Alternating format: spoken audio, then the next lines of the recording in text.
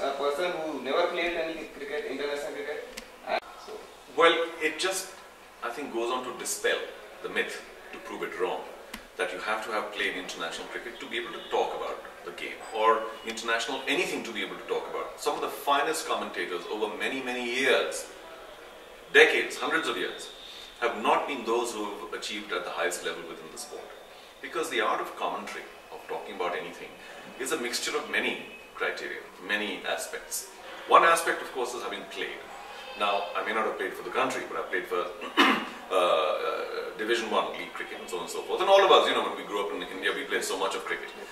We may not learn the subtle nuances of the game, and we may not have faced bowlers who were bowling at 148 kilometers an hour, etc., etc. But you get a very strong idea what the game is all about.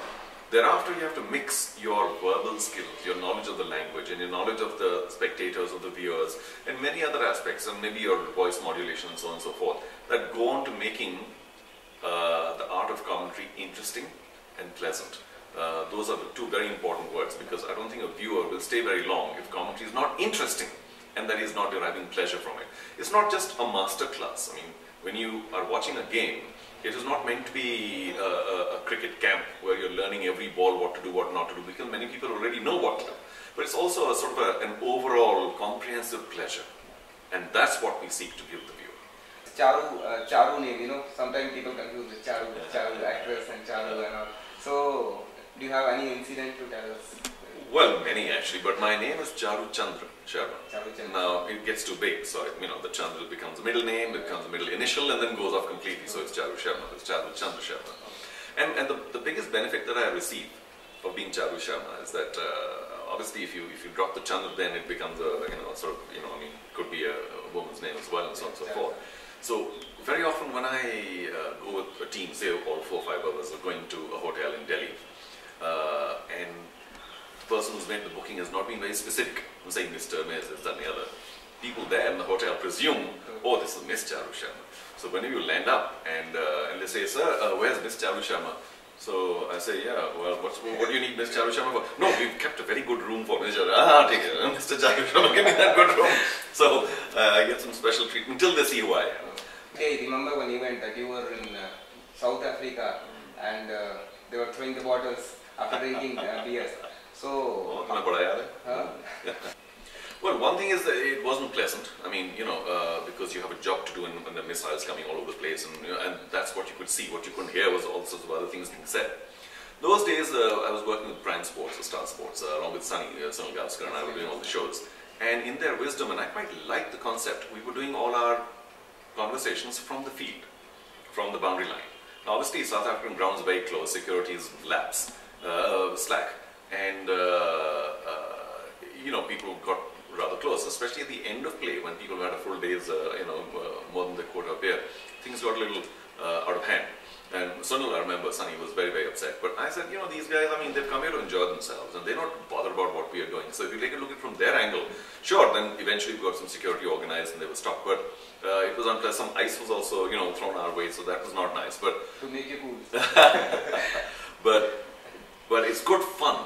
The energy that you get from a conversation about the match when you're on the ground is 10 times more than when you're sitting up, you know, in the pavilion somewhere in a small room with a little monitor talking about the game. Because you can't get the same energy, the same. With Bangalore Royal Challengers, you were the CEO of that team. So, why you thought of being the CEO of? I know various people in the field. They said it would be very nice with your knowledge of the game, overall knowledge, not just, you know, inside the field. It'll be good if you can, you know, help us form the team and take the team through to the IPL. So it was a very challenging assignment. Not so much in the team selection, which of course people get very wrong. Because in an auction you don't select, you only get the players you get. I mean, it's not a selection at all. And of course Rahul being the icon player of the team, and he did 98% of the suggesting, and you know, I mean, we all went by what he said. Now when I'm sitting and Rahul's sitting, who do you think is going to make the cricket decisions? He is. You know, so a lot of wrong things were finally attributed to what I was doing. And when the team unfortunately did not begin well, I think there was so much hype and so much expectation, and you know, and I think those who were responsible for the team, the ownership, just got a little rattled, I think, and took one wrong decision, according to me, to let me go, because I didn't really have anything to do with what was going on inside the field. I mean, the players went there, they won or lost. and if anybody had to be sacked, perhaps the coach ought to be sacked to anybody else. But I was a soft target. And take no hard feelings. I mean, if somebody gets, after all, the team ownership has the right to hire or to fire. It was a sorry episode in my life because. And sir, you promoted Metro Go Underground. I think the Metro Go Underground was mostly a result of the tree cutting in Bangalore, and as you know, we're all so proud of our trees and the volume, the number of trees, and so on and so forth. What is clear is that I'm sure there are many other considerations about where the metro must go, up or down or left or right. But if trees are to be cut, I think we should have a very good plan of ensuring that they're grown again, because fortunately, trees are a commodity that can be grown again. If you fell them once, it's not the end of the world. The plan has to be very clear that once trees are cut down, twice the number should be planted. I know it'll take 10, 15, 20 years to come back to any kind of level of where they prevent pollution. But unfortunately, progress will always come at a heavy price. But that price, as long as it's being paid temporarily, on a long term, we should be able to grow the trees back up again and so on and so forth. So it's a question of planning, better planning. You sing that song, Namma Metro. I don't understand, sir. No, the Metro song, I've learned only 2 or 3 Kannada lines. No, I don't know that. Oh. Yeah, I think I have it now. Here goes. Maragalu hodare, Bengaluru hoitu. Now, when that's set in a sort of a dramatic, Maragalu hodare, Bengaluru hoitu. What it means is, if the trees die, Bangalore dies. That's a nice thought. So keep the trees. Meri shubhkamnaएं, there's a whole thing. And I hope I've been able to not only let you know a little bit more about my life, but also hopefully giving your life a little bit of direction. Thank you, Charu sir.